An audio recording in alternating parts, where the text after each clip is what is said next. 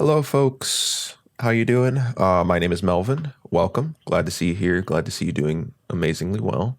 So I just wanted to take this time and sort of talk about relationships for a little bit. Simply because I think people who are my age, who are not in a relationship, definitely realize that it is not really easy out there.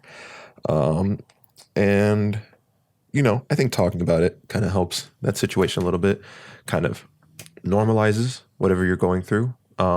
Understand that if you are single, if you've never been in a relationship or been in less relationships than you would like to admit, just understand you're not the only one out there. It's totally normal. It's interesting. So I think let's talk about it.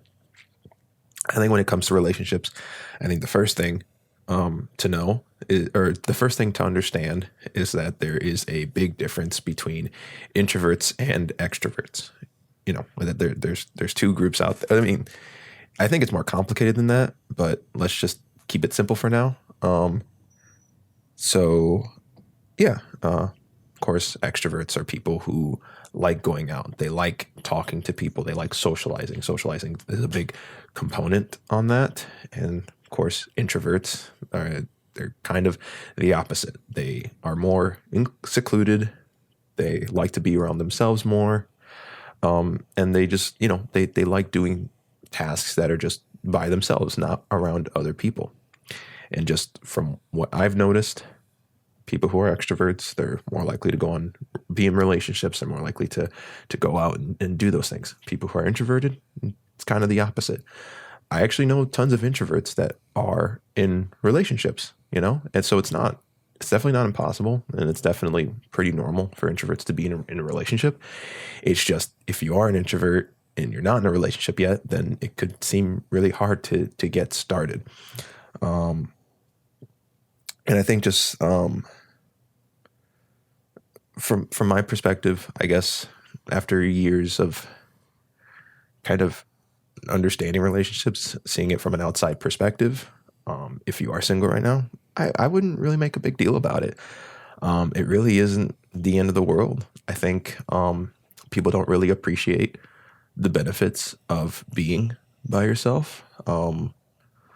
At least for me, I see a lot of benefits from it. I am someone who likes to improve themselves. I like having a somewhat free schedule that's not like full of things that I need to get done, things I need to do. I like doing things on my own time.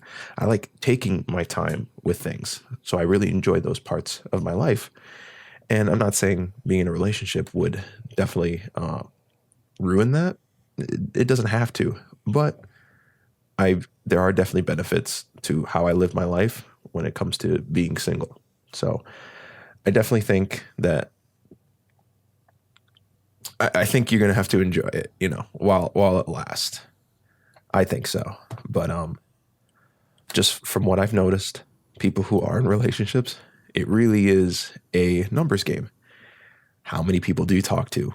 The more people you talk to, the more likely you are to just build relationships, whether that's friendships or like something more significant than that. Just talk to people. Just learn to talk to people. Learn. I think something I learned from my job specifically is whenever I see someone in the door, what kind of things can I get from that right away? What kind of signs can I get? Are they an active person? Are they more secluded? Are they happy? Are they sad? Are they, how do they like to talk? My job is definitely focused around that because I talk to people every day. So the more you can relate to that person, the better. And I think just the more you talk to people, the more you can see those signs. People are very, very complicated. And at the same time, they are not complicated. If you follow the simplest rules, that will get you 90% of the way. The more complicated parts are the 10%. And that's something once you are in a relationship or once you start talking to them. But just talking is mainly the biggest part of it. It's really just going out there. Something else I would recommend, and this is something I'm slowly learning. So I'm someone who likes to, I want people to like me. And I feel like I have to change if they don't like me. And it has worked for me in the past. When I was young in middle school, I was learning how to talk better because I just didn't know how to socialize and talk when I was younger. So I was trying to combat that and try to, socialize more. So an example for me was I realized that I was someone who talked too much. I was someone who other people found annoying. The way I fixed that was that I just talked a lot less and I listened more, and that helped a lot. Just being able to finally have people want to be around me, that helped a lot. But now that I'm older, and I can be friends with whoever I want, I'm not secluded to just a school. I can make friends with whoever. I think when the older you get, the more you are allowed to be yourself. Now, it doesn't mean it gives you full reign to be an asshole, to take control.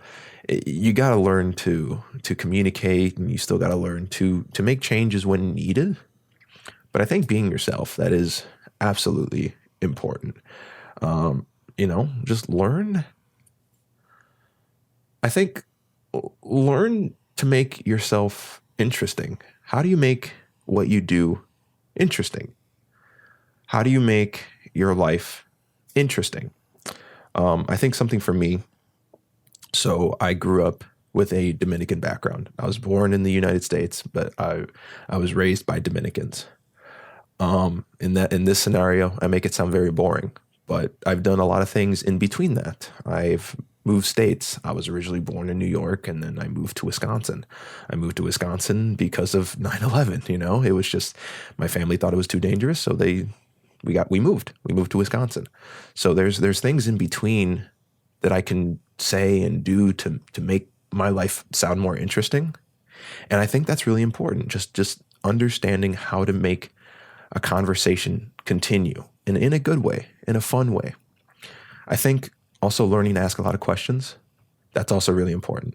But you got to make those questions interesting. You got to make it questions that they want to open up about and that they want to talk about. And I think one of the most important things is that you're going to strike out a lot. It's going to happen.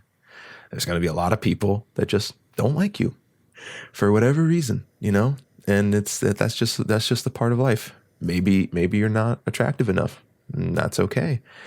Maybe it really can be anything that can turn someone off to say, no, I don't want to be in a relationship with you. I don't even want to be friends with you. That is just a part of life. So that is why I've learned to just not take trying to find a relationship seriously and to just really go with the flow. Because if I am going to be in one, I want it to be where I feel like I can be myself, that I feel like I can talk about almost anything and they'll understand where my conversation's coming from, So I just want to learn just to be myself and not to worry about it too much. But something I'm trying to do to improve myself is just trying to figure out ways to just talk to more people. I do work full time, and that is kind of hard to find time outside of work to socialize and things like that. But I do think that's important. I do think just getting out there, that is absolutely the number one advice I'd give. Just learn to talk, learn to be around many different kinds of people.